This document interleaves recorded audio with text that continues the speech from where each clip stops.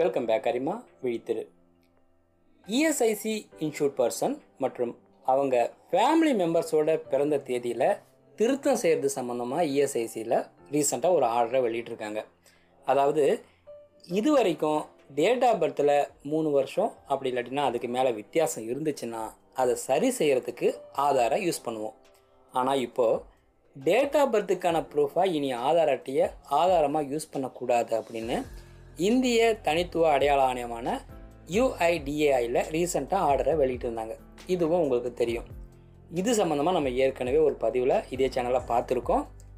அதனால் date of பர்த்தில் திருத்தம் செய்கிறதுக்கு இஎஸ்ஐசி ஜென்ரல் ரெகுலேஷன் 1950 80க்கு 2 உள்ள லிஸ்ட்டில் ஏதாவது ஒன்று அப்படி இல்லாட்டினா அதுக்கு மேலே ஆவணத்தை கொடுக்கணும் அப்படின்னு சொல்லியிருக்காங்க. இதுதான் இஎஸ்ஐசி ஜென்ரல் ரெகுலேஷன் 1950 80க்கு 2. வயதை நிரூபிக்கிறதுக்கு நீங்கள் இதில் கொடுத்துருக்கிற டாக்குமெண்ட்ஸை யூஸ் பண்ணலாம் அப்படின்னு கொடுத்துருக்காங்க. அதாவது 1 தேதி, பிறந்த இடம், அப்பா பேர் இருக்கிற மாதிரி அதிகாரப்பூர்வ பிறப்பு பதிவுடைய சான்றளிக்கப்பட்ட நகல் வேணும். 2 பிறந்த உடனே பதிவு செய்யப்பட்ட அசல் ஜாதகம். 3 ஞானஸ்நான பதிவேட்டில் இருந்து சான்றளிக்கப்பட்ட நகல்.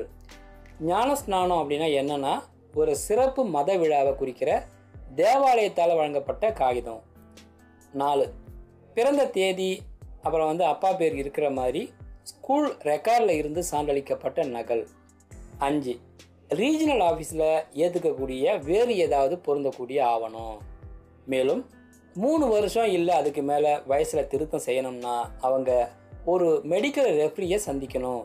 இந்த மருத்துவ நடுவர் அந்த நபரோட வயது, உடம்பு கண்டிஷனு இதெல்லாம் செக் பண்ணிவிட்டு இவங்க மாற்ற விரும்புகிற வயசுக்கு பொருத்தமானவரா அப்படின்னு சரி பார்த்துட்டு சர்டிஃபை பண்ணுவாங்க.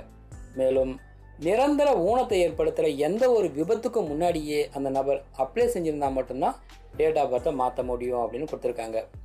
அடுத்து பார்த்தீங்கன்னா நிரந்தர ஊனத்தை ஏற்படுத்துகிற ஆக்சிடெண்ட்டு ஏற்கனவே நடந்து இருந்துச்சுன்னா வயது அல்லது பிறந்த வருஷத்தில் மாற்றம் செய்ய பொதுவாக ஏற்றுக்க மாட்டாங்க அப்படின்னு கொடுத்துருக்காங்க. இது போல் கேஸை மேற்கொண்டு செக் பண்ணுறதுக்கு இஎஸ்ஐசி ஹெட் குவார்ட்டர்ஸுக்கு ரெஃபர் பண்ணுவாங்க அப்படின்னு கொடுத்துருக்காங்க. அடுத்து பாரா 1.73 விதிகளின்படி இது போல் செக் பண்ணுற ப்ராசஸ்ஸு இஎஸ்ஐசி இன்சூர்ட் பர்சனுக்கு மட்டும்தான் பொருந்தும். ஆனால் அவரோட ஃபேமிலி மெம்பர்ஸுக்கோ அவரை சார்ந்தவங்களுக்கோ பொருந்தாது அப்படின்னு கொடுத்துருக்காங்க. அடுத்து மேலே சொன்னதன் அடிப்படையில் இஎஸ்ஐ இன்சூர்ட் பர்சன் மற்றும் அவங்களுடைய குடும்ப உறுப்பினர்கள் அல்லது அவங்கள சார்ந்தவங்க பிறந்த தேதியில் ஏதாவது திருத்தம் செய்கிறதா இருந்தால் இஎஸ்ஐசி ஜென்ரல் ரெகுலேஷன் 1950 80க்கு 2 மற்றும் இஎஸ்ஐசி பிரான்ச் ஆஃபீஸ் மேனுவலில் பாரா 1.73 உள்ள வழிமுறைகளின்படி மாற்றலாம் அப்படின்னு கொடுத்துருக்காங்க. இதுதான் அவங்க சொன்ன இஎஸ்ஐசி ஜென்ரல் ரெகுலேஷன் 1950 80க்கு 2. அடுத்து இதுதான் அவங்க சொன்ன இஎஸ்ஐசி பிரான்ச் ஆஃபீஸ் மேனுவலில் பாரா 1.73.